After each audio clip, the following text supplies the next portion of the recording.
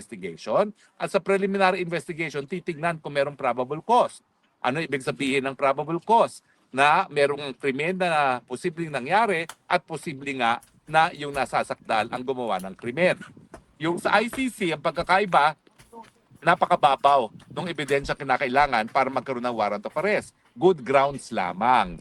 At kaya naman nagkaroon ng pagbabalanse yan dahil napakababaw ng ebidensya na hinihingi para magkaroon ng warrant of arrest, binibigyan ng karapatan na magkaroon ng interim release. So bagamat merong warrant of arrest, dahil mababaw lang ebidensya, good grounds, babalansehin naman yan na kinakailangan bigyan ng interim release. Pero alam naman natin na hindi na pagbigyan ng interim release si Tatay Digong ang dahil sabi nila, meron daw posibilidad na tumakas, miski natutumba na sa paglalakad na mag-isa si Tatay Digong, at meron pa raw pagkakataon si Tatay Digong na gumawa pa ng ibang mga krimen at syempre posible pa rin daw na takutin mga ebidensya at sirain ng mga ebidensya laban sa kanya. Na linabanan naman ng mga abogado ni Tatay Digong, sinasabi na yung kanyang physical and mental condition ay imposible na yung mga sinasabi nila, no? At inatempan nilang umapila doon sa appellate chamber yung desisyon na sa yung kakayahan ni Tatay Digong na harapin itong mga paratang sa kanya, no? Pero dininay po yan ng pre-trial chamber. Ibig sabihin, pinal na. Hindi mabibigyan ng interim release si Tatay Digong at hindi mabibigyan ng panandaliang pagpigil muli ng proseso at tuloy-tuloy na yan na parang trend. Ako naman, dati-dati ko pang sinasabi at alam yan ng pamilya na wala talaga akong inaasahan sa ICC. Kaya nga, early on, yung remedyong naiisip ko, hindi sa ICC.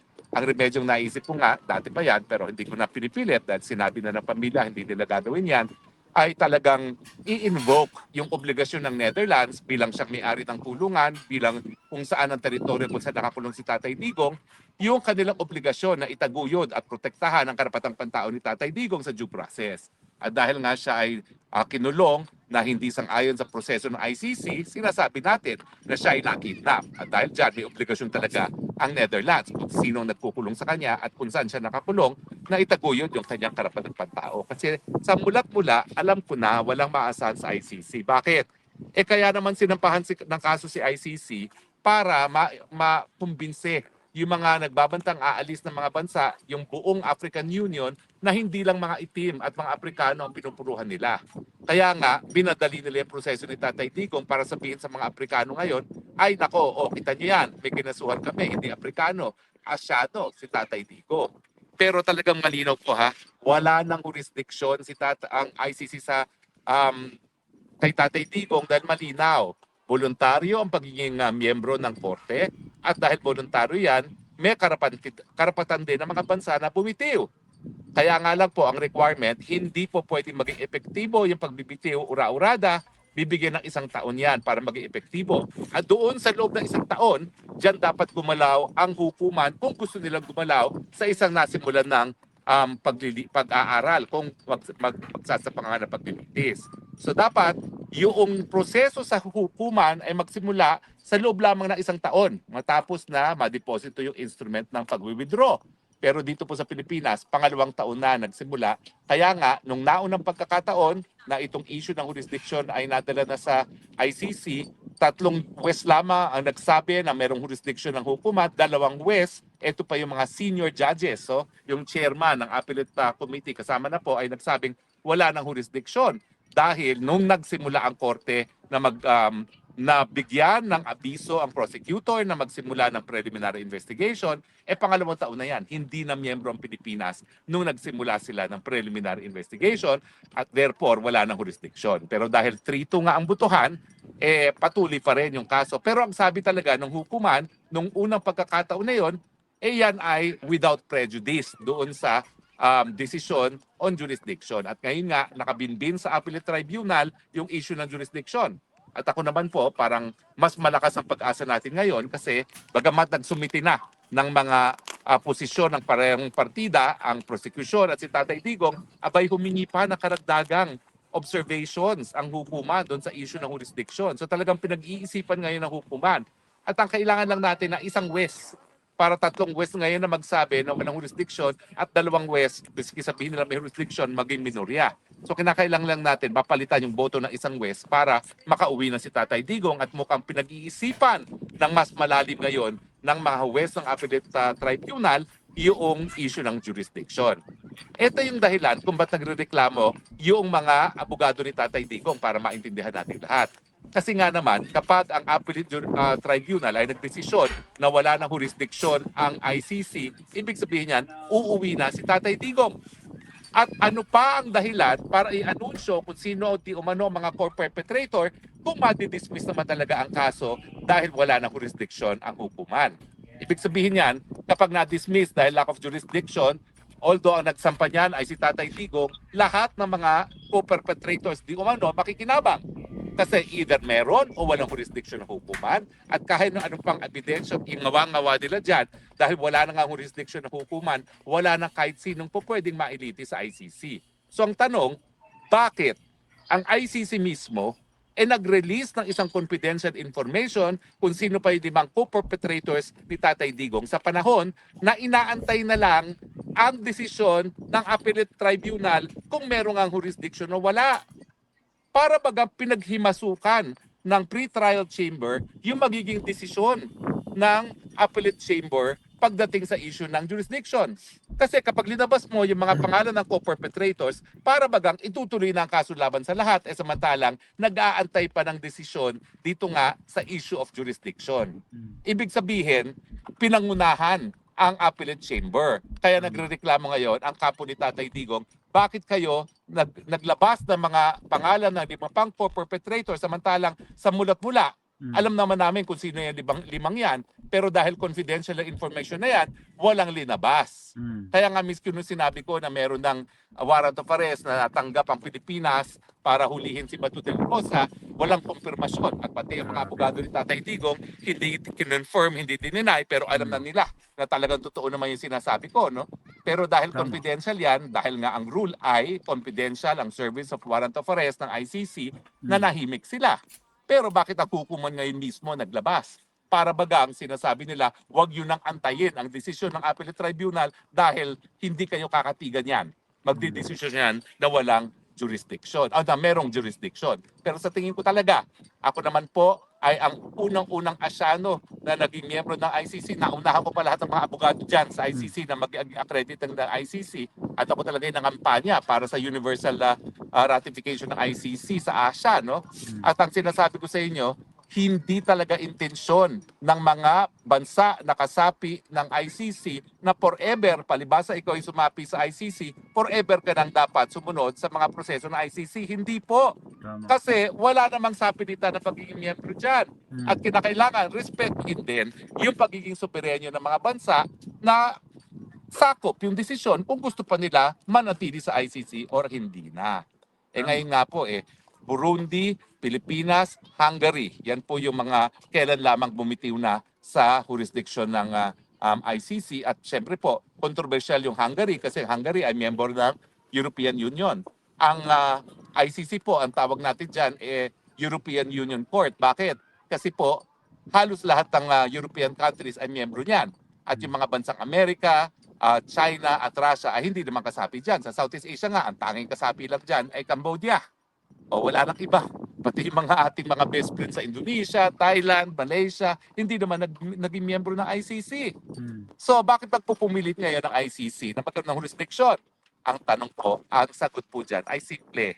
Yung sahod ng mga judges at prosecutors, lahat ng empleyado, dahil kung wala na si Tatay Digong, wala na silang kasong lilitisin, wala na silang silbi. At sa totoo lang, nung huling Assembly of State Party, hindi itong taon na ito, yung taon na kalipas, ayun na nga po, pinag-uusapan na kung ipagpatuloy ba ang buhay ng ICC dahil wala namang kasong nalilitis. Totoo po, marami silang mga warrant of arrest laban kay Putin, laban kay yung presidente ng Israel. Mahuhuli ba nila? Ang tanging nakarating lang sa kanila, si Tatay Digong na kinidnap at dinala nga sa ICC ng mga Marcos na bangag. So kapag nawala si Tatay Digong, talagang wala nang saysay ang ICC, mawawalan na sila lahat ng mga hanap buhay dyan sa ICC. Pero sa akin naman, bakit naman natin bibigyan ng mas importansya yung hanap buhay ng mga nagtatrabaho sa ICC at hindi yung karapatang pantao ng mga taong merong mga kaso ngayon na nakabinbin dyan sa ICC. Dahil kung talagang wala nang suporta sa mga galing sa mga bansa ng daigdigang ICC, dapat isarado na yan. At sa tingin ko, yung ginagawa nila na nagpupumilit sila na ituloy ang paglilitis kay Tatay Digong miski wala ng jurisdiction sa Pilipinas, at saka yung ginagawa nila na warrant of arrest kay Netanyahu at saka kay Putin, maski hindi naman naging miyembro yan dalawang bansa na yan ng ICC, yan ay mga dahilan kung bakit wala na talagang iba pang mga estado na magiging miyembro ng ICC. Kasi nga, pati yung mga bansa na nagsabi na kami ay magiging miyembro ng ICC, hindi namin isusurrender ang pagiging soberenya namin. At kasakop na pagiging soberenya, yung kapangyarihan na litisin lahat ng mga krimen na di umano ay nangyari sa kanilang teritoryo. At ang ICC, ang tawag nga po dyan, yan ay a court of last resort. Kasi lahat ng krimen na naganap sa mga teritoryo ng mga bansa, maski sila pa ay miyembro ng ICC, ang dapat maglitis niyan ay ang mga bansa dahil sakop yan ng kanilang soberenya. Meron pong demanda na naisampa laban sa mga Briton. Pero dahil ang Briton nga ay meron namang sariling hukuman na gumagana, hindi naman nagpatuloy ang kaso sa ICC at hinayaan nila ang lokal na hukuman ng Britanya na magdesisyon sa mga kasong yan. Pero pagdating sa Pilipinas, pinipilit nila. Kasi nga, kapit na sila sa patalim. Pag mawala si Tatay Digong, wala na silang kaso, wala na silang saysay, wala na sila pare-parehong mga trabaho. Pero naman, bakit naman binibigyan ng mas malaking importansya ang sweldo ng mga West prosecutors at empleyado at mga gwardiya ng ICC kesa doon sa karapatan ng akusado gaya ni Tatay Digong? So yan po yung kontrobersya. Bakit inanunsyo yung 5 di umano co-perpetrators ni Tatay Digong kasama na si Senator Bongo, Senator De La Rosa, dating Chief Albayalde at Secretary Vit Aguirre? May isa pa na hindi ko maalala kung sino, isang PNP chief din. Samantalang, sikreto yung proseso na yan, hindi dapat inanunsyo at isinapubliko sa panahon na nag-aantay na tayo ng desisyon, pinalang desisyon ng Appellate Chamber kung meron nga ba o walang jurisdiction ng hukuman. Sa tingin ko, dapat lang magreklamo ang kapo ni Tatay Digong dahil ang basa ko, baka ang Appellate Tribunal magdesisyon na wala talagang jurisdiction. Remember, first time na naging issue yan, 3-2. 3 judges with jurisdiction, 2 judges without jurisdiction, pero yung 2 judges mas bihasa sa international law kesa doon sa 3 judges na nagsabi na merong jurisdiction. Alam niyo naman kami mga nagtuturo ng international law, nag-aaral international law, kilala naman namin kung sino mga bihasa eh. Hindi naman lahat ng mga judges sa ICC bihasa sa international law. O requirement kasi, either bihasa ka sa international law o sa criminal law. Eh karamihan dyan sa ICC, criminal law. Eh paano yan? International court siya. So dapat balanse. Dapat hindi lang domestic criminal law kanilang karanasan, dapat naintindihan din nila ang international law dahil gaya nga ng issue ng jurisdiction. O, di ba, Vienna Convention ng Law of Treaties yan, na kapag ikaw ay naging miyembro, meron ka nga obligasyon na tuparin ang iyong obligasyon, pero nakasaad din sa Vienna Convention na po pwede ka rin bumitiw. At hindi naman forever ang iyong obligasyon na makipagtulungan kung ikaw ay bumitiw. Kaya nga, yung Rome Statute mismo ay nagbigay ng deadline, 1 year, at yan po ay na-miss ng prosecutor pagdating sa kaso ni Tatay Digong. Walang malungkot po sa 23, tinuloy din ng confirmation of charges dahil sinabi ng pre-trial chamber hindi na po pwedeng i-apila yung issue kung kaya pa bang tumayo ni Tatay Digong given yung estado ng kanyang kalusugan at pag-iisip para sa confirmation of charges. Minamadali nila para din silang tren na ayaw na nilang itigil para ma-fait accompli yung issue ng jurisdiction.